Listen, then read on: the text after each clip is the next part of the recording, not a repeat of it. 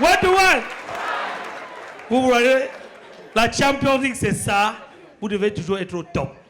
Parce que les invités sont au top, les artistes invités sont au top. Et voilà, l'artiste est là. Vous voyez, c'est un roi qui vient. Je ne passe pas par devant, il faut respecter ça. Moustique, le charismatique!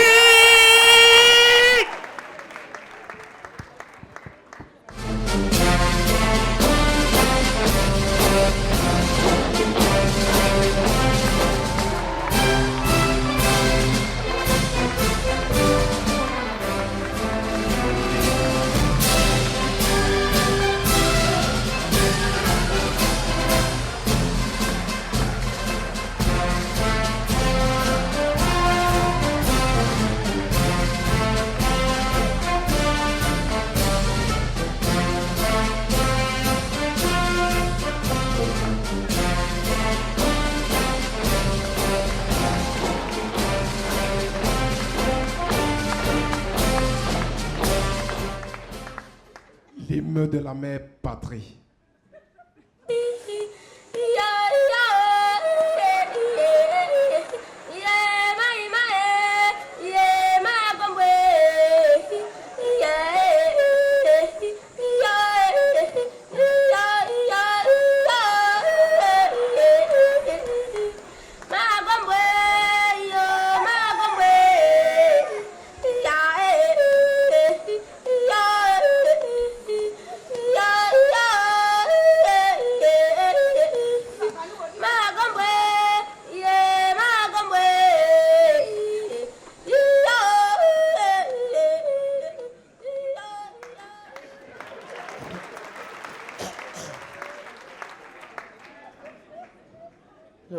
Les ministres sont là. Ok. Demande aux journalistes de commencer l'interview.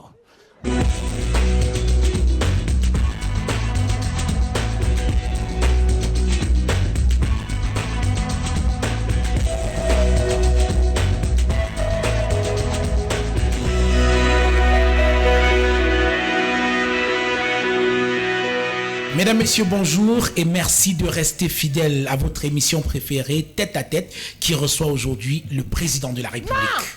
Non, je ne suis pas président. Je ne suis pas le président de la République. Je suis le chef d'État. Chef d'État.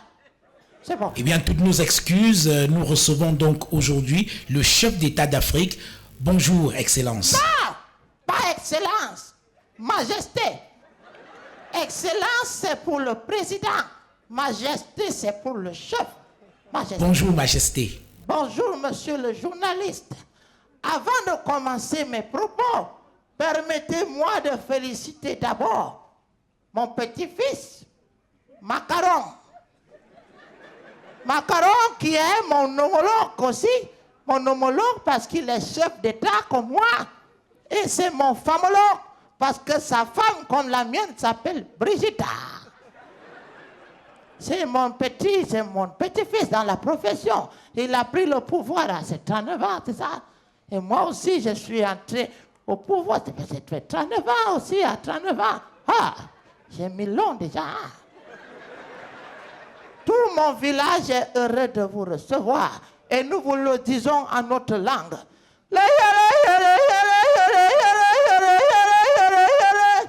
Bienvenue chez nous.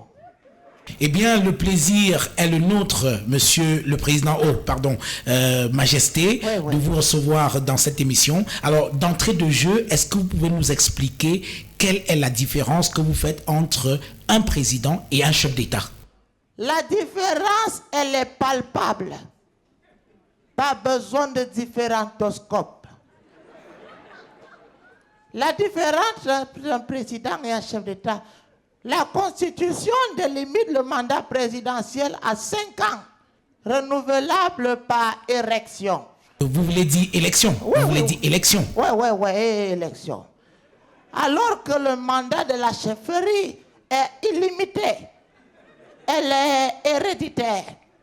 Et aussi, les élections, la présidence, des élections qui sont à l'origine de nos troubles sociaux, culturels et politiques, parce qu'elles engendrent des contestations. tout le temps recompter les voix.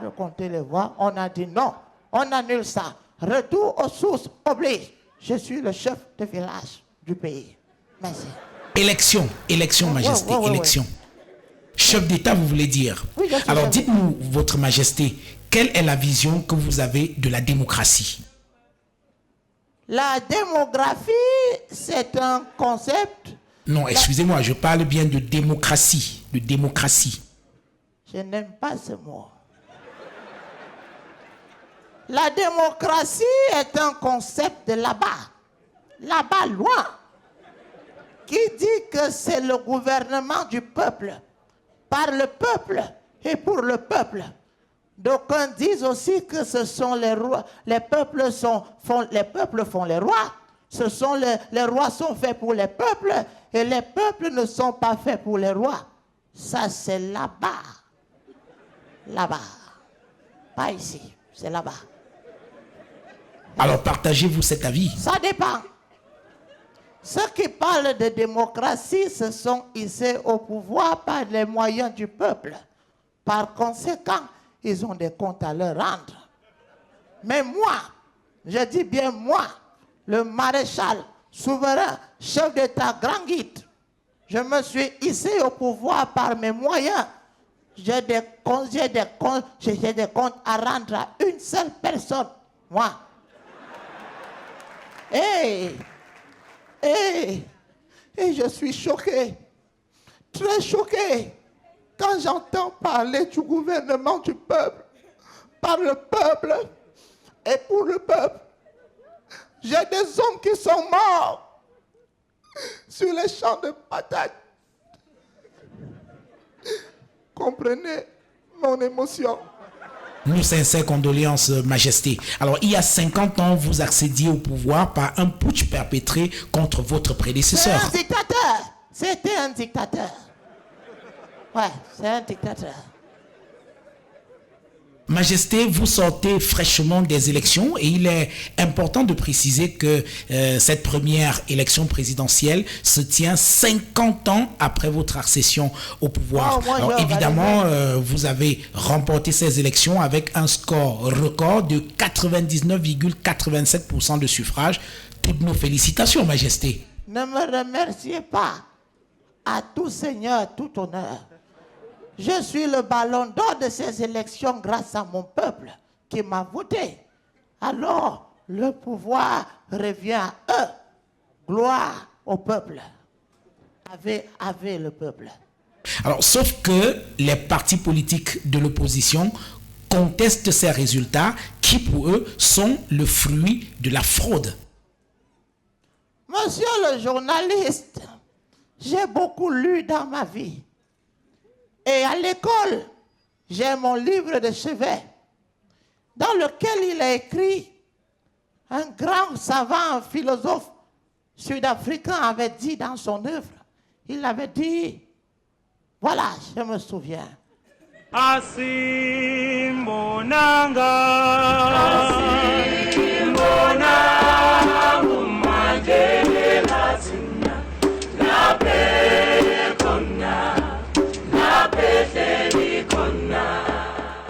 Et dans la même lancée, un autre philosophe, c'est un Ivoirien.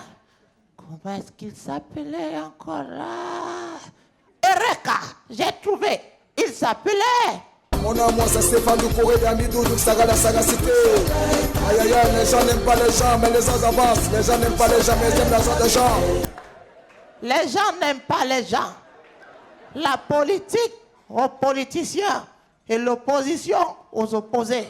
J'en ai terminé. On note tout de même, Majesté, dans certains bureaux de vote, notamment dans votre localité d'origine, le nombre de bulletins totalisés dans les urnes a été triplement supérieur au nombre d'électeurs. Êtes-vous au courant de cette anomalie? Ce n'est pas une anomalie. Vous devez savoir que avec la démocratie, les gens s'aventurent dans des carrières sans maîtriser les bases, notamment les prérequis. En sciences politiques, il y a ce qu'on appelle la fécondation intra-urnale. C'est une science politique qui est très pratiquée en Afrique. La fécondation intra-urinale, c'est-à-dire les bulletins de vote mâle et les bulletins de vote femelle, s'accouplent dans l'urne et fécondent des bulletins de vote.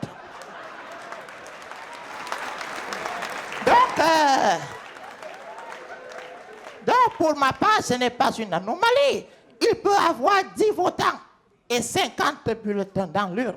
C'est normal dans le cas où les bulletins de vote ont la même identité génétique que celle de leurs parents. Mes bulletins ont la même identité génétique. Ce n'est pas de ma faute si les bulletins de vote de l'opposition souffrent de faiblesse sexuelle, d'azospermie, ou alors si ces bulletins utilisent des méthodes de contraception. J'ai gagné. Point barre, faut être fair play, c'est tout. Alors, à la suite de ces élections, il y a eu des contestations et des manifestations dans la capitale et vous avez fait descendre l'armée pour réprimer les manifestants. La communauté internationale dénonce des violations de droits de l'homme. Ah, il dérange. Après les élections, mes militants ont voulu festoyer, c'est normal. Après la victoire, on fête. Mais pendant que mes militants étaient en train de festoyer, il y avait des gens qui n'étaient pas de mon parti qui voulaient nuire au décor avec des plaques « Président quitte, Président quitte ». Mais nous n'en avons pas fait cas. L'armée, dans le but d'embellir la fête, a voulu apporter sa coloration particulière, créer un effet boîte de nuit. Alors l'armée a jeté des fumigènes de plusieurs couleurs pour embellir le décor.